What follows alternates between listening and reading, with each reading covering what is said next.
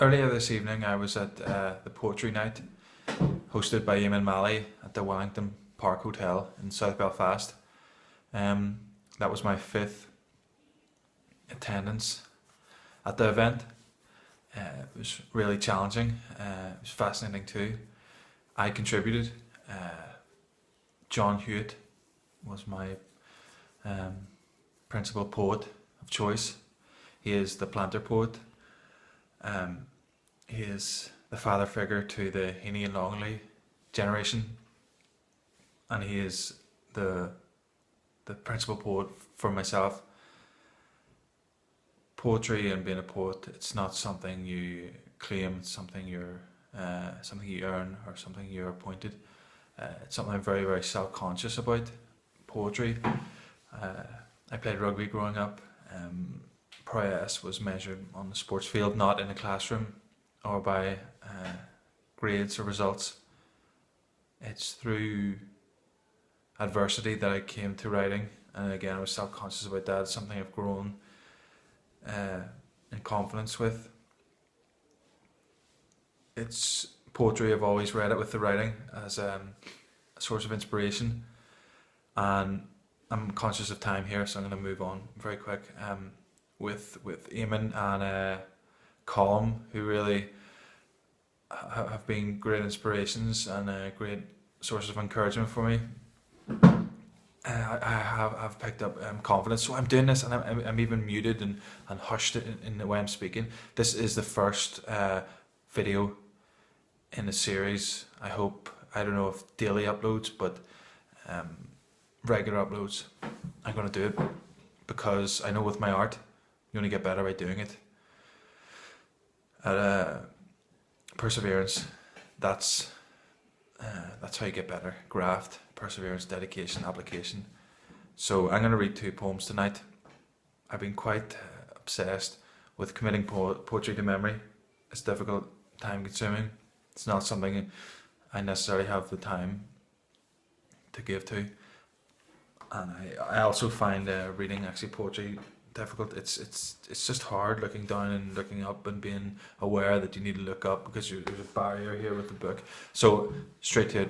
I'm going to read two poems by John Hewitt from his collection Kites in Spring, a Belfast boyhood. Basically it's many poems, a sonnet sequence, autobiographical. The first one I'm going to read two. The first one is the Irish dimension. Here we go. With these folk gone, next door was tenanted by a mild man, an army officer, two girls, a boy, left in his quiet care. His wife, their mother, being some years dead. We shortly found out that they were Catholics. The very first I ever came to know. To other friends, they might be Taigs or Mix.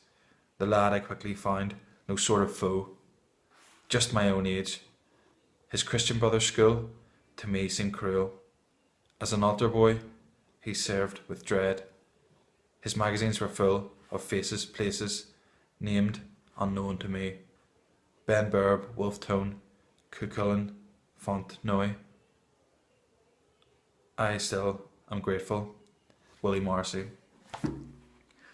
To me, that is a ramification. Really, it ramifies everything about me because I grew up in a Protestant household next to a Catholic household, and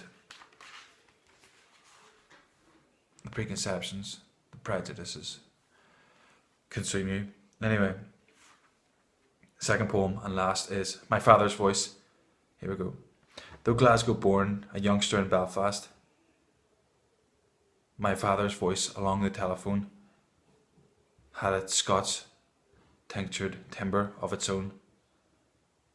An early echo from the Clyde side past. His daily speech would rarely remonstrate, but the odd words I'd heard or underlined with sounds and fingers he would explicate. Lumhat and Pinky come at once to mind. My native tongue is of my age and place, articulated with deliberate care, hinting of Scots a little, but at base the planter's patois.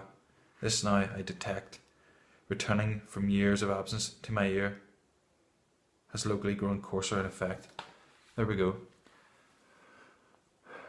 Kites in Spring by John Hewitt. A Belfast boy Hewitt. Tonight was the Ulster Tatler Awards, and Michael Longley received Lifetime Achievement Award, so congratulations. Today, September 17th.